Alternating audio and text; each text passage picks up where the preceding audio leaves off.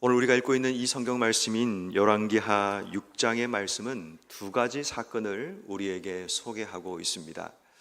하나는 1절 말씀처럼 엘리사가 거주하고 있는 그 숙소가 아마도 좀 좁게 되었던 것 같습니다. 그래서 자발적으로 아마도 함께 있는 선지자의 제자들이 처소를 세우자라는 의견을 내게 되었고, 또 그 의견대로 함께 요단에 가서 나무를 벌목하는 그런 과정에 대한 이야기입니다.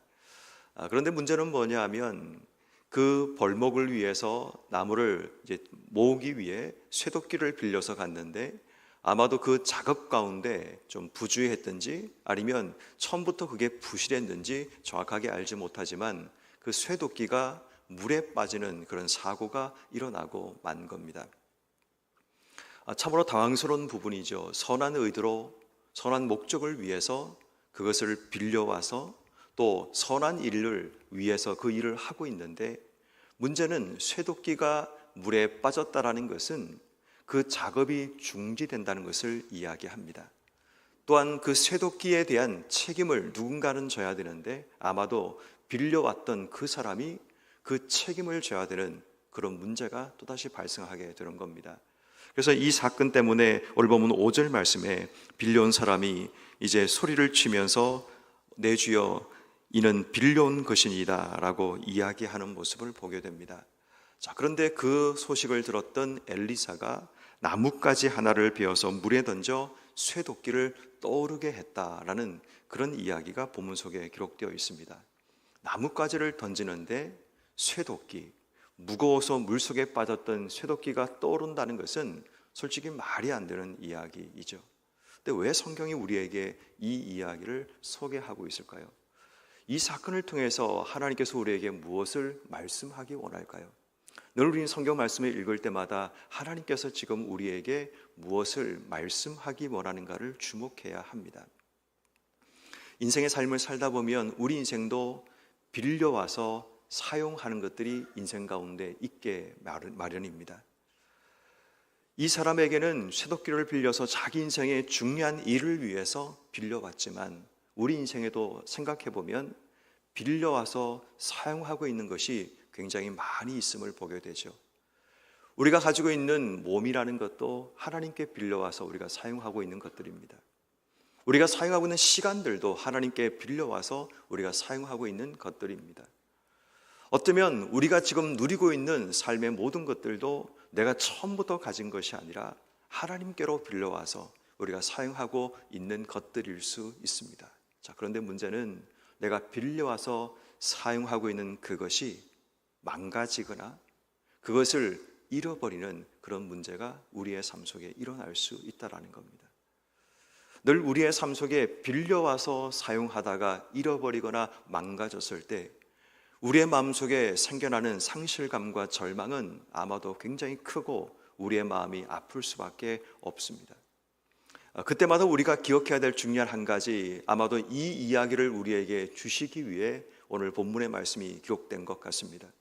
때로는 내 삶 속에 빌려와서 사용하다가 망가지거나 때로는 잃어버리는 그런 일이 일어날 때 탄식만 하지 말고 우리 하나님 앞에 도움을 구할 때 말이 안 되는 무거워서 물속에 빠졌던 이 쇠도끼가 마치 부력을 통해서 올라오는 것처럼 나뭇가지 하나를 던졌는데 그 쇠도끼가 떠오르는 기적이 일어나게 되죠. 쇠도끼는 떠오를 수 없는 존재이죠.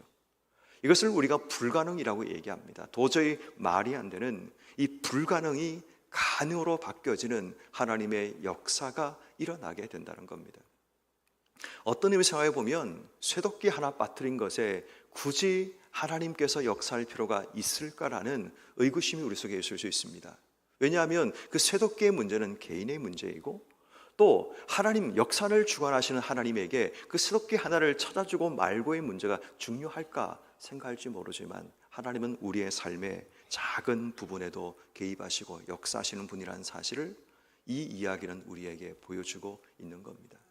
그럼 여러분, 이 한 달을 시작하면서 여러분 삶에도 크고 작은 문제들을 인생의 삶을 살다 보면 만나게 되죠. 특별히 하나님께서 내게 맡겨주신 건데, 또 하나님께서 내게 빌려주신 건데 내가 잃어버리거나 내가 망가뜨려 낙심하고 절망하고 있는 우리의 삶의 모습이 있다면 이 한 달 하나님의 능력을 의지하고 주님께서 우리에게 능력을 베풀어 주시기를 기도하고 간구하는 여러분 모두의 삶이 되기를 주의 이름으로 축원합니다. 또 하나의 사건이 오늘 본문 속에 기록되어 있습니다. 그 사건은 아람 왕이 이스라엘 왕을 공격하기 위해서 준비하고 있는 그런 내용입니다. 오늘 본문 8절 말씀에 아람 왕이 이스라엘과 더불어 싸우며 그의 신복들과 의논하여 이르기를 우리가 아무데 진을 치리라 하였더니, 그런데 문제는 9절 말씀, 하나님의 사람이 이스라엘 왕에게 보내 이르되 왕은 삼가 아무 곳으로 지나가지 마소서, 아람 사람이 그것으로 나오나이다 라고 이야기를 하는 겁니다. 다시 말해 침실이나 왕궁에서 은밀하게 이야기되었던 그 이야기가 지금 엘리사의 귀에 들리게 되었고, 그 엘리사가 이스라엘 왕에게 그것을 알림을 통해 이스라엘 나라가 이스라엘 왕이 당할 위기와 어려움에서 건져내고 피할 수 있는 길을 만들어 주었다는 것을 이야기합니다. 근데 그것이 한 번이 아니라 계속 반복해서 그런 일이 일어나고 있음을 보게 됩니다. 그러자 14절, 11절 말씀에 아람 왕의 마음이 불안하여 신복들을 불러 말하기를 누가 이스라엘 왕과 내통하여 내게 말하지 아니하였느냐라고 얘기를 합니다. 그러자 12절 말씀에 신복 중 하나가 이렇게 말을 합니다. 주여, 우리는 아닙니다. 오직 이스라엘의 선지자 엘리사가 왕이 침실에서 하는 말씀을 이스라엘 왕에게 고하고 있나이다 라고 얘기합니다. 그럼 이것도 정말 말이 안 되죠. 침실에서 왕궁에서 은밀하게 이야기했던 그 이야기가 어떻게 엘리야가 들을 수 있고 어떻게 그것이 전달될 수 있는가라는 겁니다. 근데 하나님께서 왜 이 말씀을 우리에게 말씀하고 있을까요? 아마도 우리 속에 은밀하게 말하고 행해지는 그 일들을 하나님이 드러내심을 이야기하는 겁니다. 우리는 은밀하게 어떤 일을 했고 숨겼다고 얘기하지만 때가 되면 하나님께서 그 모든 은밀한 것들을 드러내셔서 부끄럽게 만드시고 불안하게 만드시는 그런 일들을 행하신다라는 겁니다. 어떻게 보면 아람이라는 전체 대군과 한 사람 엘리사의 싸움처럼 보여집니다. 아람은 그들의 전문가들과 함께 계획하고 어떤 일들을 수립하지만 그것을 막는 사람은 하나님의 사람이었던 엘리사 한 사람이었다는 것을 주목해야 됩니다. 많은 군사가 아람을 막은 것이 아닙니다. 하나님의 사람 엘리사에 붙어 있는 이 칭호를 우리는 기억해야 됩니다. 그가 하나님의 사람이었다는 겁니다.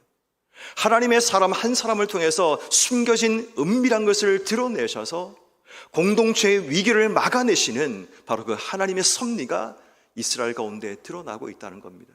특별히 이스라엘이 하나님 보시기에 예쁨 받는 민족이 아닙니다.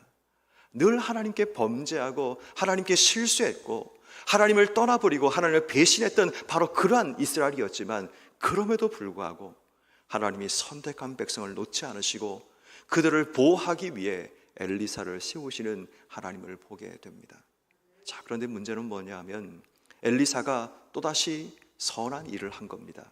이스라엘 위해서, 이스라엘 공동체를 위해서 선한 일을 했는데 그 모든 화살이 누구에게 들어오는가 하면 이 엘리사에게 오게 되죠. 13절 말씀, 왕이 이르되 너희가 가서 엘리사가 어디 있는가 보라. 내가 사람을 보내어 그를 잡으리라. 왕에게 아뢰되 그가 도단에 있나이다. 그러자 14절, 말과 병거와 많은 군사를 보내매 그들이 밤에 가서 그 성읍을 에워싸더라. 엘리사는 선한 일을 했습니다. 하나님 나라인 이스라엘을 보호하기 위해서 자신이 보았고 들었던 것을 알린 것밖에 없는데 자신의 삶이 에워싸임을 당하는 포위를 당하게 됩니다. 뿐만 아니라 그를 잡기 위해 말과 병거와 많은 군사들을 지금 자신을 공격하기 위해 덤벼들고 있는 그런 위기 속에 빠져 있게 된 겁니다. 여러분, 우리 인생 가운데 주를 위해 선한 일을 하며 살아가는 자들에게 생각지 않은 고난과 어려움이 찾아오기도 합니다. 사람들에게 둘러싸이기도 하고 사람들의 공격에 타겟이 되기도 하고 생각지 못하는 어려움 가운데 인생의 삶을 맞이하기도 합니다. 그러나 여러분, 우리가 늘 기억해야 되는 것은 앞에 있는 사건도 자신의 공동체를 위해서 선한 목적을 위해서 쇠도끼를 빌려온 겁니다. 엘리사도 이스라엘을 위해서 그들이 계획하고 음모를 드러낸 것밖에 없습니다. 그런데 그 모든 것의 타겟이 자신에게 돌아오고 있는 겁니다. 스덕기를 잃어버린 자는 자신이 잃어버렸기 때문에 그 모든 책임을 져야 되는 문제를 안게 됩니다. 엘리사는 자신이 그 사실을 알려줬다는 그것 때문에 자신의 신분이 드러나서 모든 사람들이 자신을 애워싸고 공격하는 그런 어려움을 경험하게 됩니다. 그런데 여러분, 이 사건들은 우리에게 무엇을 말하고 있는가 하면 하나님은 침묵하지 않으신다는 겁니다. 하나님 방법대로 하나님의 역사를 만들어내신다는 거죠. 내일 읽게 될 말씀을 보면 여호와 하나님께서 불말과 불병거를 통해서 아람의 군대를 두려움 속에 빠뜨리고 그 전쟁에서 하나님 방법대로 이기게 하신다는 겁니다. 이 두 사건의 공동체의 뭔지 아십니까? 하나님 방법대로 하나님이 이기게 하신다는 겁니다. 우린 기억해야 됩니다. 어떤 인생의 문제를 당할 때 사람의 방법으로 싸우면 절대로 이길 수 없습니다. 하나님 방법대로 나뭇가지를 던졌는데 쇠도끼가 떠오른다는 것 말이 안 되죠. 성읍을 애워싼 군대 앞에 불말과 불병거가 그들 앞에 덤벼들음을 통해 그들이 도망치게 만드는 것도 사람의 생각과 이성으로는 판단할 수 없는 부분이라는 겁니다. 하나님 방법대로 하나님이 역사를 만들어 가신다는 겁니다. 7월 이 한 달을 시작하면서 하나님은 우리에게 한 가지를 말씀하시는 것 같습니다. 하나님의 능력을 힘입어 사는 삶. 이 한 달 하나님은 우리에게 하나님의 능력을 붙들고 살아가는 삶을 우리에게 말씀하십니다. 개인적인 작고 사소한 문제이든 공동체의 중요하고 큰 문제이든 하나님의 능력이 우리의 삶에 임한다는 사실을 기억해야 됩니다. 그래서 우리는 불가능하다고 생각하는 그 일에 하나님의 가능의 역사가 능력으로 우리의 삶에 임하기를 이 한 달 기도해야 됩니다. 우리의 은밀한 것 가운데 드러내시고 우리에게 알게 하시는 바로 그 하나님의 능력이 우리에게 주어져서 우리 인생에 다가올 위기를 막아주시고 하나님 방법대로 하나님의 역사를 이루어내시기를 이 한 달 우리는 기도해야 됩니다. 내가 알지 못하는 사이에 지금도 일어나고 있는 수많은 일들이 우리 앞에 있을 수 있습니다. 하나님이 그것들을 드러내셔서 하나님 방법대로 문제를 해결해 주시기를 기도할 때 우리의 삶에 다시 한번 하나님 주시는 평안과 소망 가운데 주신 삶을 살아갈 수 있습니다.